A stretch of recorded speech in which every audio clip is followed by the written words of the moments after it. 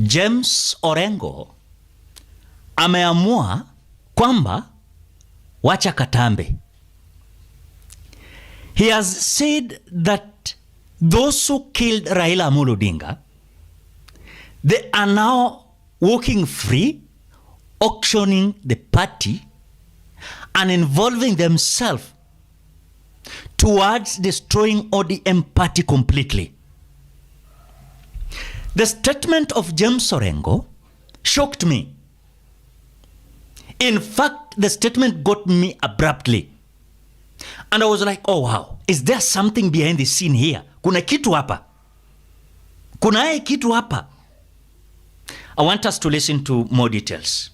But before, ensure you like this video. This video is going to be so interesting.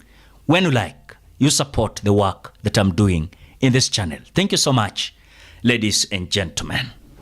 Tonight, Siaya Governor James Orengo has opened a can of worms in the political arena after he raised issue over the circumstances surrounding former Prime Minister Raila Amolo Odinga's death, describing it as a lingering mystery. Orengo, a close ally of the late Raila Odinga, says those bearing responsibility remain silent while hoping the truth will eventually emerge. His statements coming days after Ida Odinga revealed that Raila's wish to be buried within 72 hours came as a complete surprise to them. With Orengo's statement now in the public domain, questions arise. Could the former premier have been killed? KTN's Daniel Karaoke reports. The wrangles that have rocked the Orange Democratic Movement ODM have opened a debate on what exactly could have happened to the late Raila Odinga, who was ODM party leader. Yala Member of Parliament, the Honorable Winnie Odinga, she's here. Embattled Secretary General Edwin Sifuna's faction were on Thursday firing from all cylinders. Amid ongoing tensions, Odinga's death became a major topic.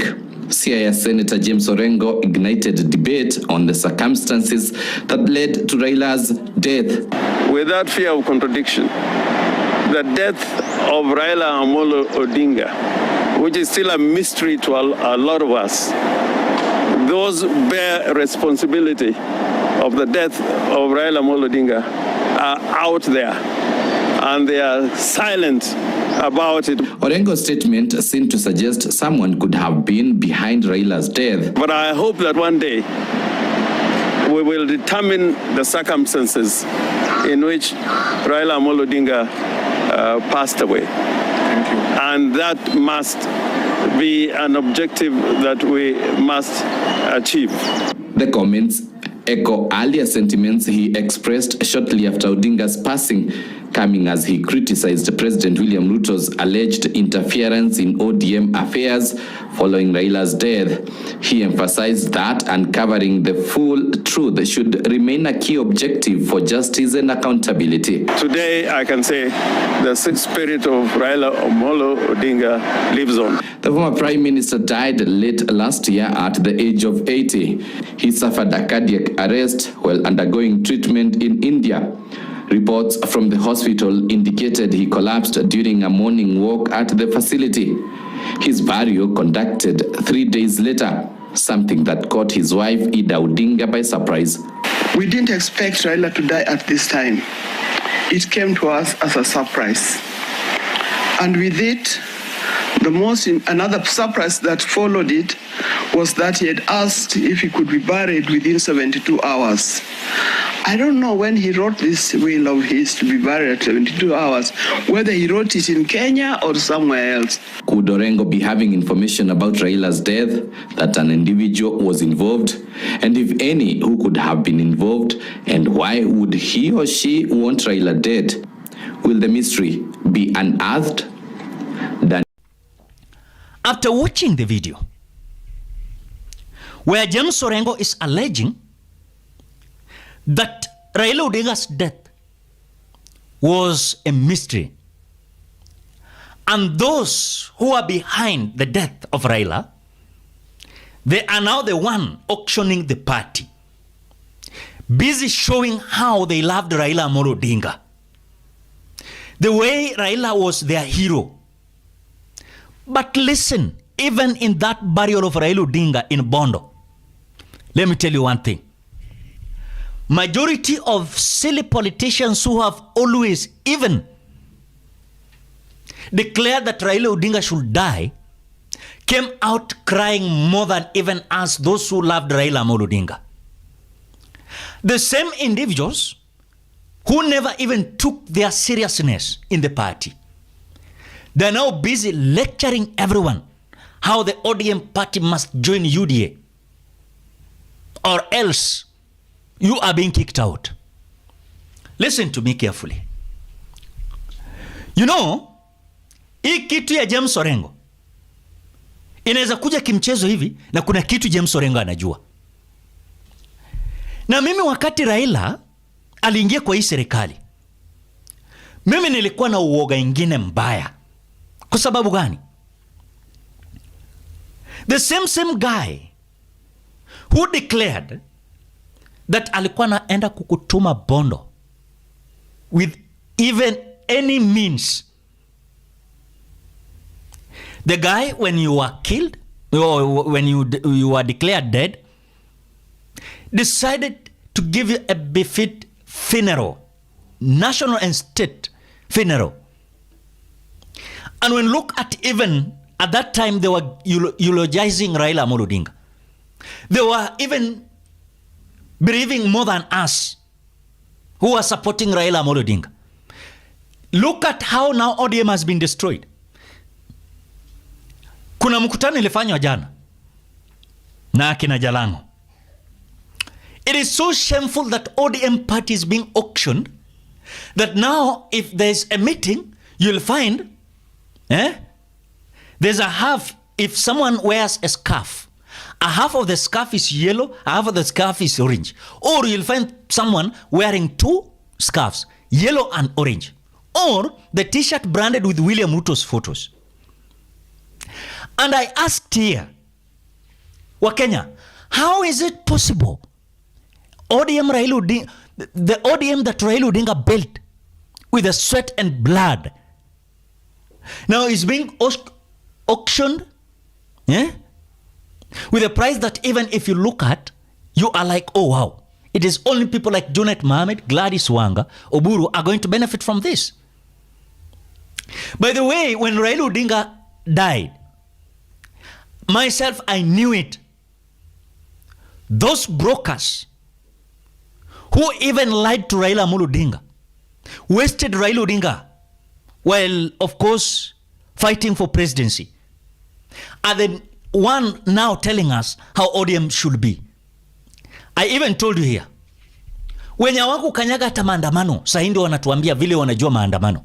Very silly people. And they're coming out to tell us, now they know it all. What do you know? We street ulienda wapi? Wakati risasi ilikuwa inakwamilia kwa matako ya wengine, risasi inakwamia kwa vichwa ya watu, kifua ya watu, wewe ulikuwa wapi?